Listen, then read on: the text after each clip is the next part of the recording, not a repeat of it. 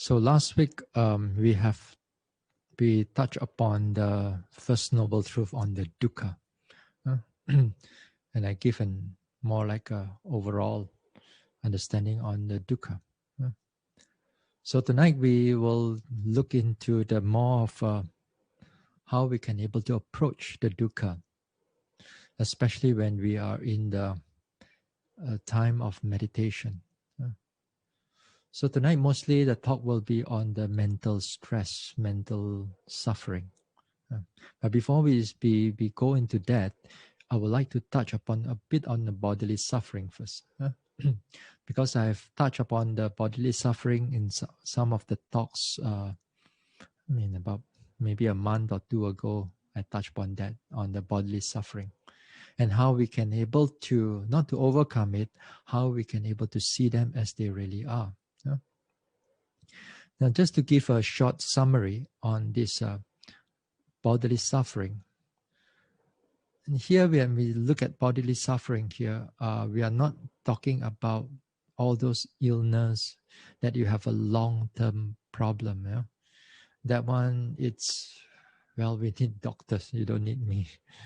But when you need to understand or to pay attention to the bodily suffering or to the bodily pain, especially the bodily stress, pain, uncomfortableness, itchiness, and so on, then there are also a few things that we have to keep in mind when we are meditating. One of the most common mistake that when a yogi approach bodily pain, for example, like itchiness or a certain kind of strong pain in the knees or in the buttock area, as you sit there for half an hour, 45 minutes, then those type of pain developed. Now, this pain, first of all, we must keep in the mind that we are not to get rid of it. We are not to get rid of it. We have to see them as they are for the time period when they arises until you end your sitting.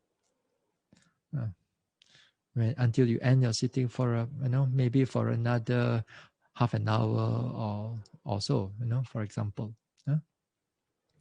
So during this time when it arises, a lot of times yogi tend to get rid of it. They get rid of it with a few ways, So one of the ways that they try to get rid of it is that they try to shift the position. Where sometimes very tiny little movement of shifting, then the pain is already gone. In the back of the mind, they do not want to see these things. Another type of person, another type of yogi also wants to get rid of this pain is the type of the front.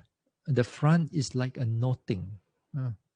But behind the intention is to note it so that you can get rid of the pain. That is also not.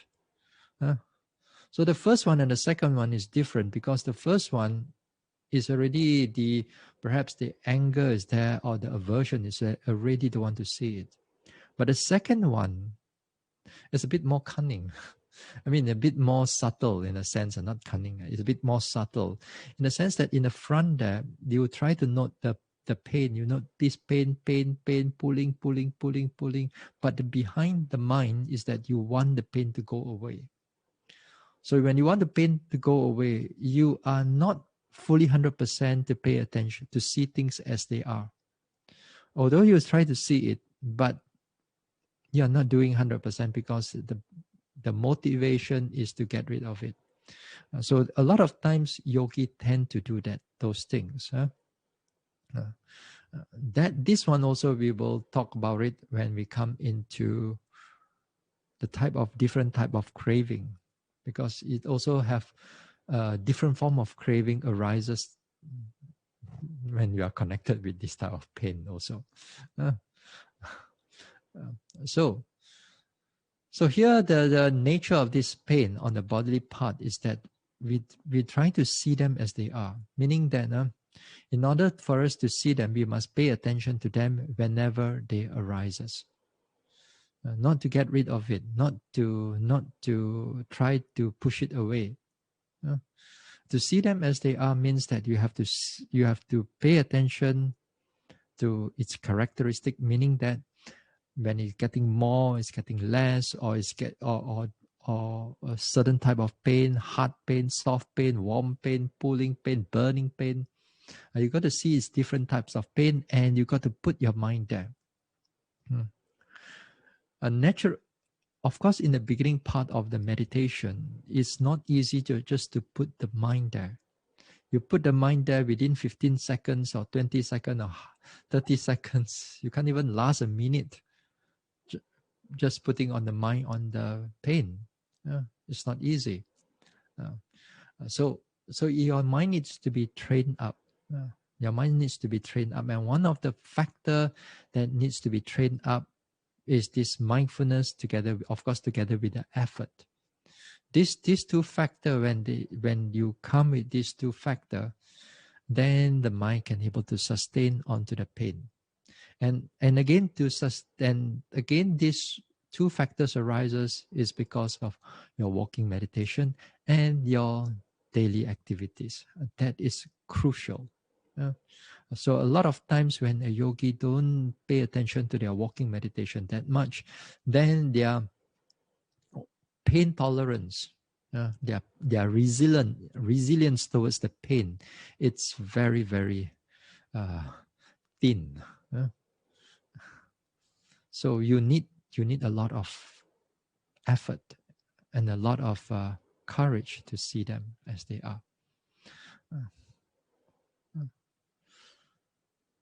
But this bodily pain, especially in the meditation, like on Friday, it was mentioned that how do you differentiate between a bodily pain and meditation pain, and also when it's a physical sickness. As I said, that a meditation pain is you meditate while you're sitting, you have the pain. When you get up, the pain is gone. Then you feel relief and so on. Then okay, no problem. Now we go to the mental suffering. Mental suffering is much worse compared to the bodily suffering. Bodily suffering, you get up, is more or less gone. Mental suffering, sometimes for some yogis, it lingers on. And that also we need to look into it more carefully.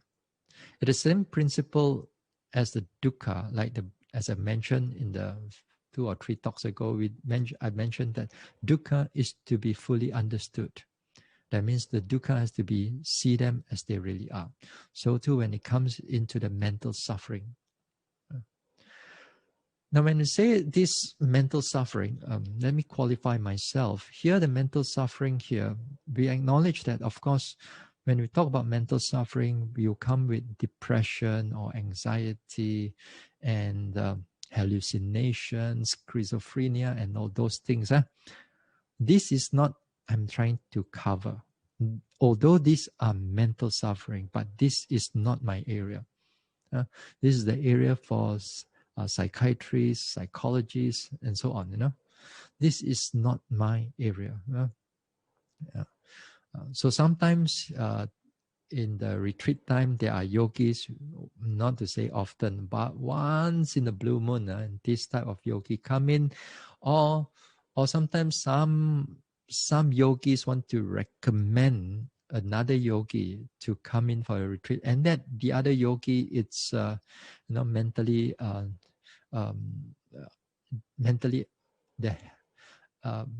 unhealthy, so I do not accept them, and not only usually, most of the time I do not accept them. This is not my area, and also it's good that this is not the area for the monks also. Sometimes there are devotees that we think that we monks are everything also can do. We are not in that area. And sometimes there are monks also trying to help with this type of people with these mental problems. I find that sometimes although with your good intention, the intention is very good, but sometimes it may create even more problems for that particular person or particular person with a mental sickness. So we have to be careful. We have to be careful. So this is not my area. So don't bring those things that I cannot able to do it. And in order for me to help them, this is not my area. Perhaps sometimes these type of people do come in also, but more like we give them a word of to soften a soft advice to calm the mind down. Sometimes even they see the monks there, whoever they are, even wearing the robes. With this type of people, even when they see, they also feel good. So even without we are able to open up our mouth. So sometimes they will let them come, but just to let them see, but not in the area of meditation. Not in the area of meditation. So we keep that one aside. So we look into the area of that mental suffering that we can able to handle. Now, this type of mental suffering that you can handle is those type of mental suffering arises for a while, for a short while, and after that it kind of like sort of fade away. But when it arises, that time is really suffering. But it doesn't create, or it doesn't give rise into a mental unhealthiness or a long-term mental unhealthiness. It kind of like a sporadic time. Certain time it arises, then it disappears. That one we can with the vipassana we can able to manage them so that they don't come in that often, because when they come in, they becomes a big hindrance to the bhavana, to the mental development. So we need to look into that area, because this area, although it comes up just for a short while, but it can become a very it can come with like fear or anger, or sometimes with a lot of lust. Sometimes it can come in with regret, worry, or restless mind. Then it sort of like boiling inside there. It's going boiling inside there. And while you're meditating, it's very difficult for you to. It feels very difficult to overcome. So these type of things we want to look into it. So so how do we able to do it? How to overcome them, especially when we are in the meditation? Because these things once in a while it springs up in the meditation. What more, sometimes also in our everyday life it also springs up. But when we learn how to manage them in the meditation, a lot of to do with how we change our mind inside there. And then therefore when it comes into our everyday life, it is much more much less not so potent anymore, not so strong anymore, because we change a lot in the meditation. So how can we do that? All right, let's go into the sitting itself. Now, while you are sitting in the sitting meditation, when you are going through, let's say, sometimes rising, falling, or you are doing in breath, out breath, and then certain time your memory of the past becomes very clear to you. One thing, our memory becomes clear to us is because of our mindfulness. Because another word for mindfulness, another term for mindfulness, it's remembering. Remembering or recollecting in that sense. But in the sense of vipassana, the mindfulness is in the sense of presentness. But anyway, those things, although this mindfulness, although they are terms, different terms, but when you act in the mind, when you act in the mind, when it's function in the mind, that memory also become clear to you. Because many times we seen the yogis, when they say to mention about their, sometimes they meditate, then they can remember the very past that they have not seen it they have not able to remember those things for a long period of time. But when they're in the meditation, these types of memories springs up, and it becomes clear to you. It is clear, and also sometimes you can able to see very vivid the images that is going through in front of you. You can see that, well, if it's a happy thoughts, then it's everything going through. Or if it's a terrible thoughts, then it also is playing in front of you. Now, this is where this, if it's on the negative side, that means if those memory connected with a lot of like sadness, for example, sadness could be long ago somebody died or your parents died, and then when you are sitting down, the sadness is consuming the whole nature of the whole psyche and also the body also. And then after that, the lamentation or the tears is coming out. Yeah. So every now and then, we find these yogis are going through. Yeah. If they cry and they cry not enough, then usually they'll come into the to the interview room and they'll keep on crying, continue their lamentation. Yeah. Anyway, now these type of things, it for some yogis, these are big hindrance to them, very big hindrance to them. So what can we do with it? What can we do with it? There are ways of vipassana, and also there are ways of samatha, and also there are ways of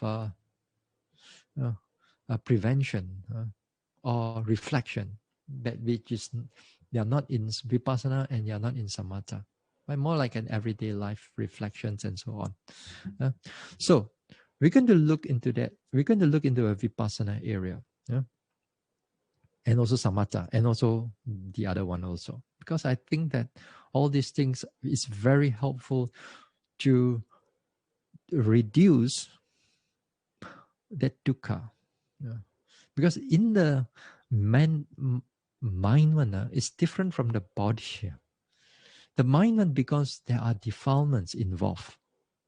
The body one, if it's pain, it comes because of the elements is not in a state of balance, and then unpleasant feeling arises. That is not caused by defilements.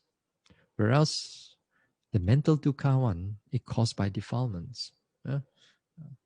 So we have to overcome that. We have to overcome that defilements. With that defilements overcome, then also we overcome, at least temporarily, on the mental dukkha. Now say this time you sit down there and the sadness, kind of like a sad story, all arises in the mind. Every time you see these images, you kind of like, you are already into the whole scenario already. You are into the history, at least like the whole history is being playing through. And every time it goes through, the sadness becomes very strong. Tears comes out. That time you're not able to meditate. But nevertheless, the way of vipassana is that you have to make an effort. You have to make an effort to sort of like push yourself out from that story, out from that the whole scenario, the whole scene that is going through inside there. It takes a lot of courage now. It's not so easy as just talking about it now, because this one is really part of your whole I, The whole I am is locked inside there. And for you to able to pull it out, you need a lot of mindfulness. Again, you need a lot of effort also. So again, this effort, if you build up from your walking meditation, then it's also very helpful. Then it's helpful, and especially when it comes the time when it comes with that type of sadness arises, then this time you have to pull yourself out from it.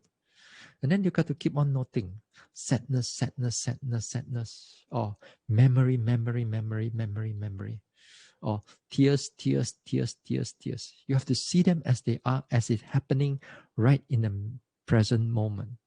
You got to see them. But initially, it's difficult for new yogis to do it because although you try, which is very good, but then it will pull you into it again. You will pull you into it again, then you cry, cry, cry again. Then after that, you have to make an effort to pull it out. So you got to kind of like to and fro. You've got to go to and fro, to and fro. It may take you not just one sitting. It may take you a number of sittings or a number of walkings for you to able to be much more able to resilient on this type of sadness when it comes up. So you got to see them. When a yogi become a little bit more advanced in noting this sadness, then the mind able to note it for a longer period of time without falling into the sadness. Meaning here also is that although the memory is still going through, you see still the very clear memory of the past. But now the sadness begin to lessen. Still the same memory, but it begin to lessen. This time the mindfulness is slowly taking over. So you may not, you still feel some sadness, but this time maybe the tears does not come up anymore. And you still see it. That means there's some good progress right now. Just for you to change from sadness with all the tears, and now sadness without the tears. It's still there, still a bit consuming you, but the mindfulness is a bit kicking in right now, which is wonderful. So, nevertheless, in other times also, this type of sadness every now and then it will spring up again. You go for a 2 weeks retreat, somewhere 3 weeks retreat, somewhere 1 month retreat. This type of certain sadness, it will spring up every now and then. But every now and then, when it becomes obvious to you, when you pay attention to it, again, in the more developed part of it, is that you can still able to see the memory very clear to you. All these things is happening to you. But this time, the relationship, the mental relationship towards the memory becomes a clarity, mindfulness, and is not affected by that memory. That means this time the sadness is not there. Memory is there. Memory you cannot change. Memory is part of the whole nature of this perception, sanya, that you cannot change them. You cannot change them. But you can change somewhat the present defilements that arises that's connected to that past memory. So therefore, when you pay attention to it, when you get more advanced in noting this type of sadness, then this type of sadness become very weak or totally not there at all. And then you can able to notice the whole story going through without you falling into that the whole scenario inside there. So if you can able to do that, that is wonderful. But at times when you are not mindful again, when your mindfulness is weak again, then this defilement, this sadness will kind of like overwhelm you. Again, it may overwhelm you. It will overwhelm that you become sad again. But this time, although it overwhelmed you, this time the sadness is not as long as before. It's not long in the sense that length of time. Those time, perhaps you get sad for a long period. But this time, the sadness, it comes in a shorter period. And then after that, you overcome it already. But when you're mindful, when your mindfulness is strong, it becomes very, very short. Then it becomes very short or it doesn't arise at all. But when you come out from your retreat, let's say, you come out from your retreat, and you come out from the retreat, then sometimes this memory arises again. Now, this memory arises again, then this time, because you have seen its characteristics, then the time that sadness also may not be very strong as like before. Then it may be very shortened. The time is shortened, not powerful. You go through it for a while. After that, your mind is settled already. Your mind is settled. You still have the memory, but your mind is already settled. And then the sadness is not much there. For some people, even in their not in their practice that time, when they are out there, when we are in their everyday life, then with this type of memory, then also that sadness also does not come in anymore. For that to happen, of course, the mindfulness must be strong, the effort must be strong, the clarity of the mind must be strong. And it is really important for some people, for some yogis, because for some people we have this skeleton in the closet, all these secrets in us, that this terrible thing that we have, then it becomes very mentally very suffering inside there. I've seen number of people who are consumed by death, not consumed by death of another loved ones, and then they are inside there. They are all burning inside there due to that sadness, and they burn until like sometimes we do not know how to advise them. Sometimes in my mind also, if you really have Dhamma, a proper Dhamma, and then these things will not affect you so much. But sometimes when they come into that stage, it's very difficult for us to advise them any Dhamma to them, because the mind is not able to accept anything. So while you are not falling into this type of state of mind, so it's better for us to meditate as much as we can. So because mindfulness arises, then we can able to handle this type of situation. It may not be zero, because we are still in samsara, but it may become less, at least less suffering in our life, mental suffering in our life. We deal with this bodily suffering already, is already very, very difficult already as we go into old age, then we have all these different type of sickness already arises from the body. But when the mind is sick, it's difficult. So it's good that we have some degree of mindfulness there. So here, the way of dealing with sadness, or which is one of the cause of mental suffering, then if you can overcome the sadness, then it'll be very good for you. It's the same thing also when we deal with like fear. Because sometimes there are people who are so much fear, even though they are already meditating. Ask them to stay at home alone, also cannot. Ask them to meditate alone, also cannot. Sometimes we want to give them a room, a single room to stay, especially the ladies. Say, Bhante, cannot lah. I need a partner. I need a roommate. I dare not stay in a room alone. Don't know, at night got this sound, that sound.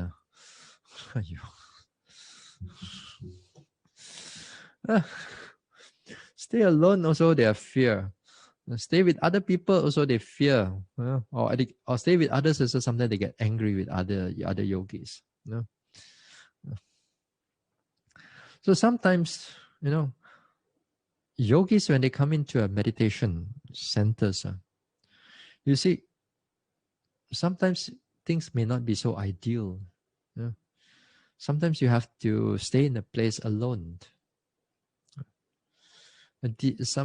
For ladies, of course, this can be quite dangerous. But for men also, a lot of them also do not dare to stay. Even for monks also, staying alone in the forest, dare not stay.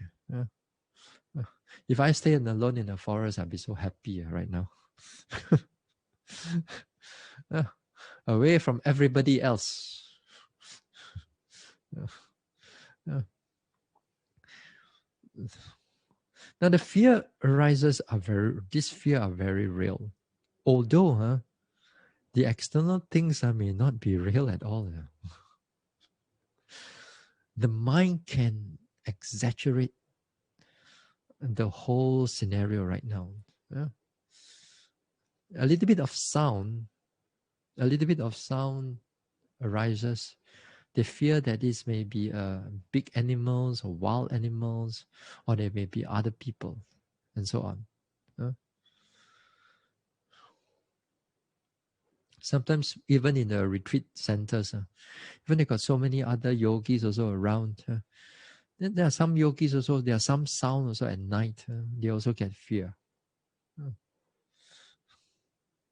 When you have fear, for some people, the whole body shake. Shake. And that is a very strong fear, a very strong fear. And then that means the mind is somewhat very weak right now. Even sometimes they are in the retreat center, they are supposed to be meditating, but nevertheless, mentally very weak. Now, this type of things, this type of fear and so on, especially again when it comes up during the sitting, for example. Here, when it become predominant, it become clear. Just like sadness, you have to turn your mind towards it. You got to note it, fear, and you got to see it as it is. You got to see them as they are. You got to see it clearly. Let's say you move forward a little bit, and let's say you can able to overcome this fear, and you are quite good at it. Let's say, when you are good at it, we turn this fear into a meditation object also, or the sadness into a meditation object. In the sense that when you see the sadness and you see the fear, you can able to see how it grow. You see how it grow, how it becomes consuming, enveloping the whole mind, gripping the mind, and you won't let go. And you kind of like sit there as if you're out of that fear and you're watching the fear, or you're watching the sadness. You see how it grows, how it burns inside you, how it consumes inside you, how it grows and how it contracts, and whatever that is doing. If you see them, then you begin to see the true nature of the fear or the sadness. And it's interesting, when you see those state of mind. If you see this state of mind, and then after that, slowly it diminish, and then it becomes less and less and less, and then sometimes you see how it disappear, and there will be times and how it kind of like increasing, coming up again, and it burns you again. Then after that, it can go. So sometimes within a sitting, you can actually see those things, which makes the meditation become very interesting. Although you see the fear, although you see the sadness, but you come out from the meditation, you feel good because you can actually see and actually able to notice and actually able to overcome those defilements, which is wonderful. If you can able to do that, you see the nature of the fear arises, you see the sadness arises, then those type of meditation, if it falls under the Chittanupassana, Satipatthana. Because you see the changes is happening, you see its characteristics, you see how it disappears, you see how it arises again, something like that. It falls under Chittanupassana. Yeah.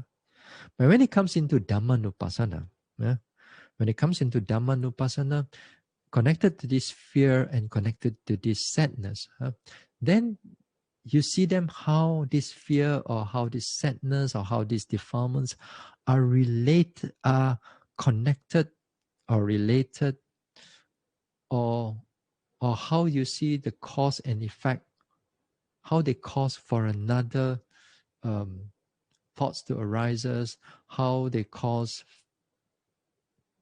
lamentation or tears arises, or how you see before that, before this fear arises, what happens before, then how these things that happened before connected to this fear, connected to this anger, or connected to this sadness. When you see the connection, then it comes in as a Dhammanupassana. For example, say for example, while you are meditating, then the fear arises. You not fear. Then after that, you notice that the fear arises is because the sound that arises. Because the sound arises, the thoughts arises, the different types of thoughts arises, then fear springs up.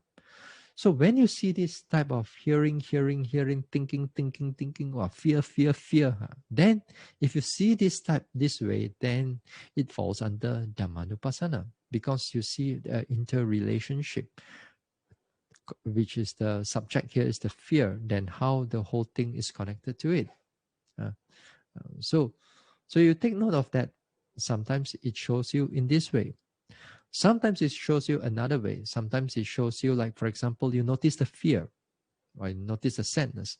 Then if you notice the sadness, then after that, you notice the sadness arises, is getting stronger. Then after that, the bodily aspect arises. That means the tears come out from it.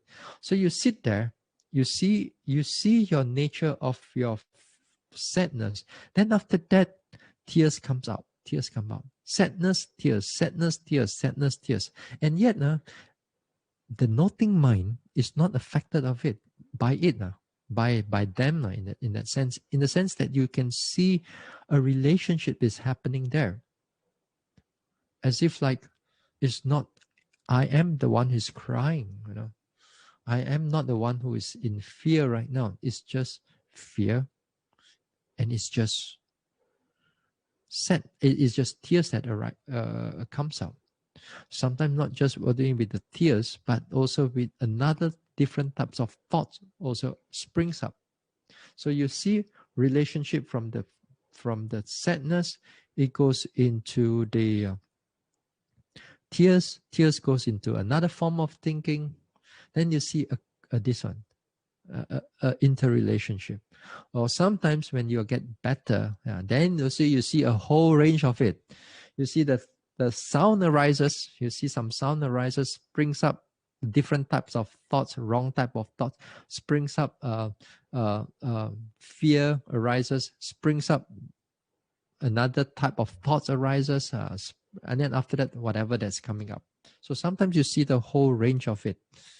Sometimes you see part of it. Sometimes you see the beginning part of it, or sometimes you see the ending part of it. So it becomes very interesting. Yeah, even together with whether it's unwholesome states of mind arises, if you can know how to turn it into a meditation object, then it becomes, it helps you. In fact, right now, it takes up, the mindfulness also starts to developing even with the defilements, because you see them as they are. You see them not as what you think is yours, not what you think is mine, in the sense of my fear, in the sense of my fear or my anger or my sadness or my mother or my father. They are just memories. They are just visions only. They are just sadness only. They are just thoughts only. They are just fears only. Yeah. So it takes a lot of effort for us to change our perception from there, from the sadness, to bring the mind out from it so that we can able to free ourselves at least temporarily from that sadness. Then with that we can continue on with the practice. So this part is important because a lot of times this part now, it's a lot of entanglement for a lot of yogis, especially the beginner yogis. A lot of entanglement inside there. So hopefully you kind of like understand what I'm talking about. Yeah? Hard to do, but it's manageable. Yeah? Then what else can we do besides uh, dukkha, besides this vipassana way of looking at dukkha? Now, if you are looking into another way of overcoming them, then of course it's also a samatha way of doing it. But when you are doing samatha way, they are not falls under vipassana, they don't fall under Four Noble Truth. They kind of, I mean, you don't see them directly here, what I mean, you don't see the dukkha directly. You are using samatha, you are using another wholesome mental state to overcome the unwholesome state, but you are not seeing directly like a vipassana meditation would do. Yeah? Samatha meditation is more like you cultivate a certain state of mind in order to overcome, in order to prevent them from arising or to overcome them. Uh, uh, so again here, like for example, metta. When we develop a certain amount quality of metta, I mean, you don't wait until you are angry then you want to do some metta. I'm not talking about that. I'm talking about when you are in the everyday life, since you're not able to go anywhere nowadays, you are living in a house sometimes with your siblings, with other people, children, and all of them locked inside the house. Well, I'm over here. Sometimes I look at many of the devotees, or a lot of people compared to me and they all. It's very different. Yeah. Here I got the whole house on my own. I want to run up and down, also no problem. Yeah. Y'all cannot. Anyway, but the thing is that here, when you develop metta, you develop the metta not when you are angry. So you develop it in your everyday life. As I said that, some days ago, some talks ago, I think I mentioned that you cannot be doing daily mindfulness in all the time, can you? You are at home. It's not easy for you to do that. We understand that. Also, it's not easy for me to able to do this unless I'm in the retreat. So we can cultivate other mental factors, and cultivating these samatha factors are very good. Cultivating the metta or the Brahma Viharas here it reduces a lot of your mental problems. Anger, your jealousy, even sadness also, even your restless mind, because indirectly, your your cruelty and so on. And it softens the mind. When the mind is softened, then defilements doesn't arise that much.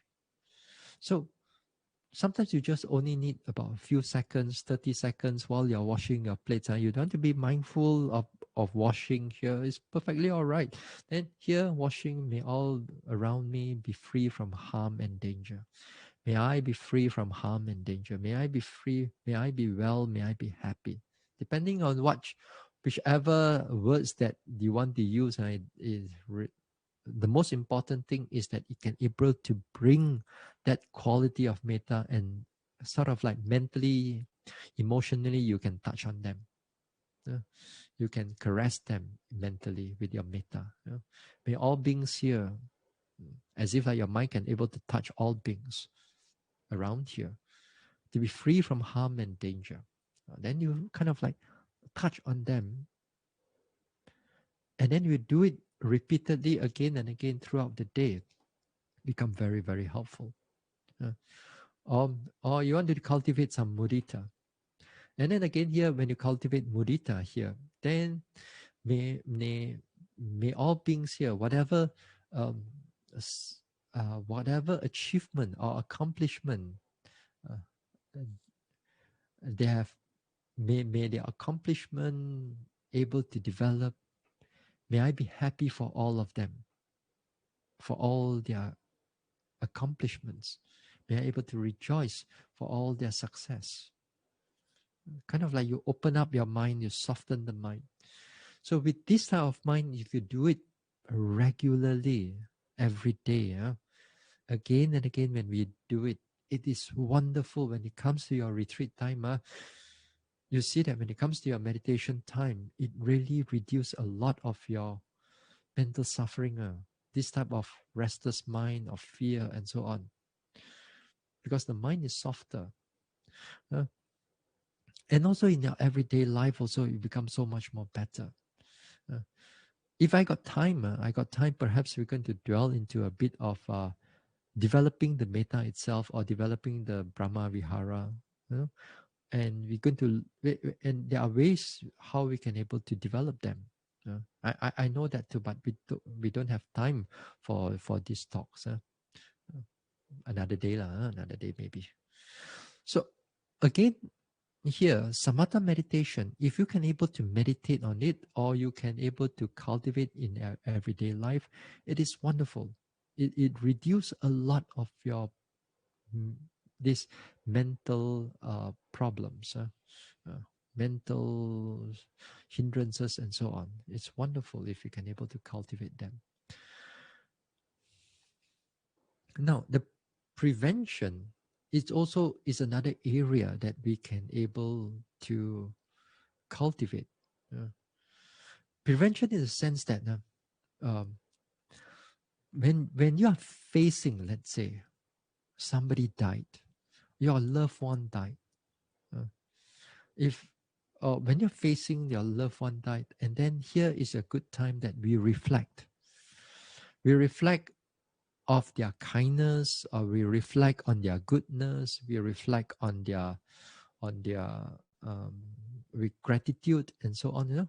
Then it will be very, very helpful in lowering down our mental defilements, because when we're able to cultivate these things, it's not just only for that particular death only, because in the future also, because you have cultivated them, then in the future you kind of like the mind knows how to apply it onto them automatically. And when you apply onto them automatically, the sadness become minimal or become very less in that sense. It doesn't affect you so much. So daily also we have to reflect about death. We reflect about the impermanence. We take care of our sila and so on. We become contented, kindness, gratitude. Now, those type of things are which I find it that sometimes in the Zoom in the Sunday school, Sunday Dhamma talk sometimes I come in also, of course without my name here I come in, I listen to them. Hey, quite interesting, They talk about gratitude, kindness, and this and that. This is important because this to remind us again and again that while we are every day, when we cultivate those things, it helps us to prevent our defilements from coming in so much. So if you don't cultivate them, those defilements find its way of creeping into our lives. That would be good, if you reflect on it, meditate on these things, that'll be wonderful.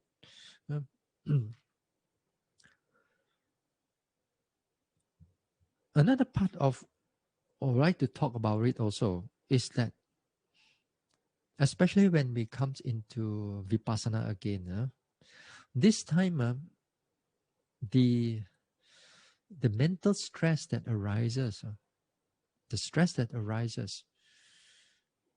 it may not be necessarily connected with worldly defilements, or connected with, I mean, it's still connected with some subtle defilements, but it's not connected to all these worldly type of things, Because sometimes when you go into a deeper aspect of meditation, there are certain suffering, mental suffering arises. It's because that you think that you're not progressing well. Bhante, how come I meditate so long already?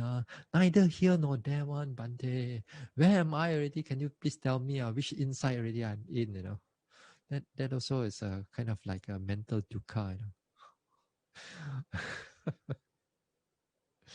We understand that now, We understand that because they want to achieve this enlightenment before they die. Some yogis, they think that Bhante beya lah, Bhante. This life bokoleng. I think too old already. Cannot already. I didn't in young time. Didn't do anything lah. Play and play and play lah. Until all the time only we see the Dhamma. Then only want to meditate. Now also cannot already. Maybe wait for next life already.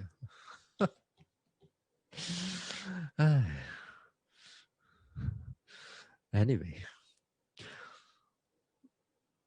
the thing is sometimes when it comes to this progress and you think that you are not progressing well, then also it creates a lot of mental restlessness, and this type of restlessness also is a kind of mental suffering also. And also it's mentioned in the sutta, not only just nowadays that we have. So in the 2,500 years recorded in the suttas also, there are certain yogis, certain bhikkhus also, when they cultivate, then they cannot able to progress, or they cannot achieve what they want to achieve, then mental stress also comes in. So this type of suffering does not connected with the worldliness. It connected with the practice,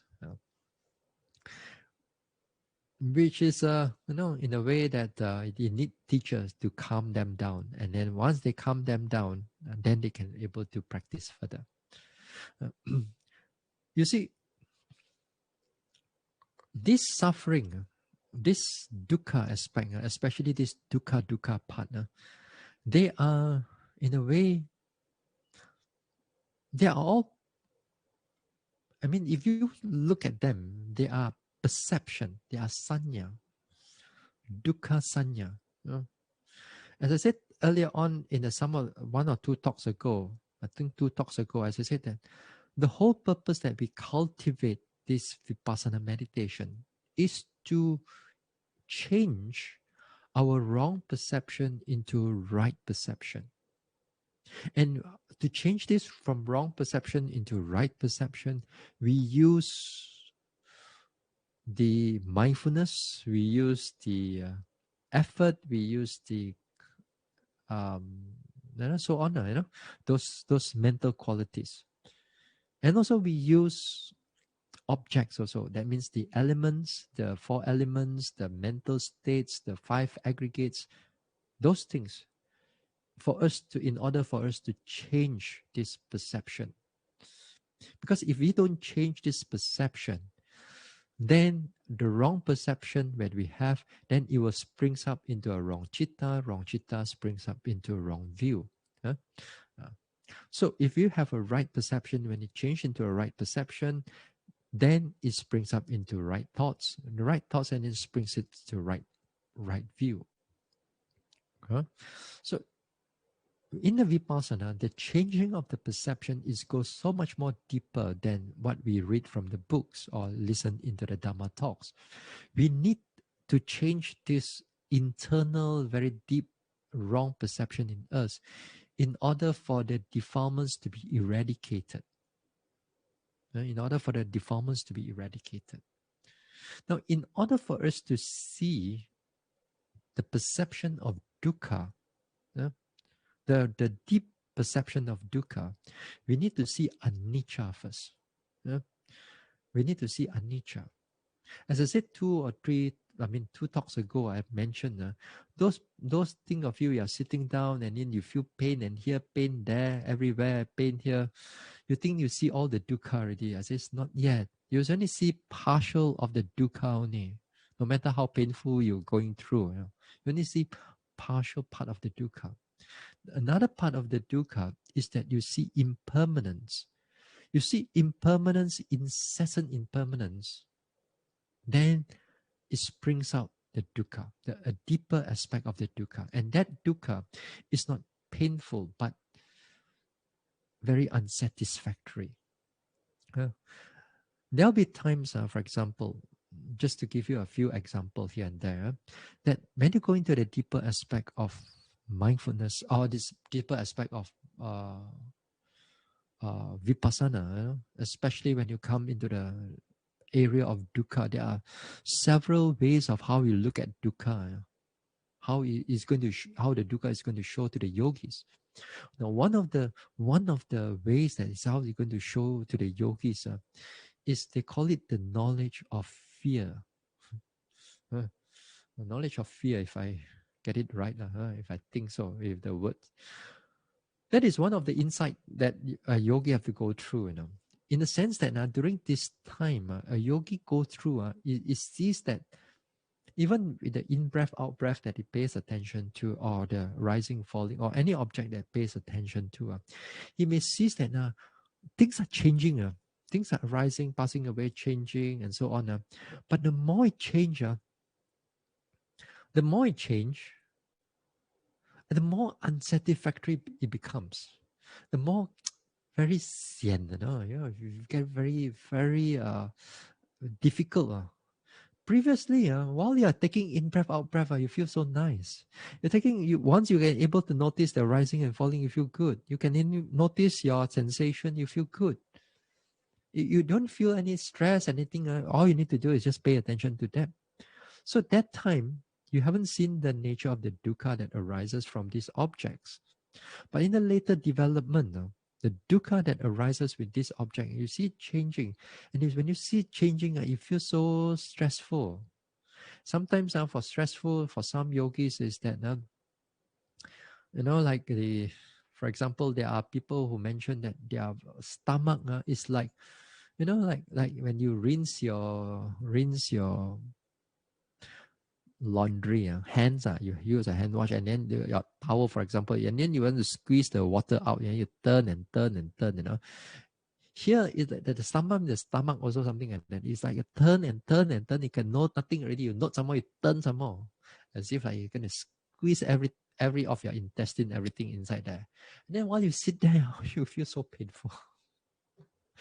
For some yogis, not every yogi may notice it, but these are difficult.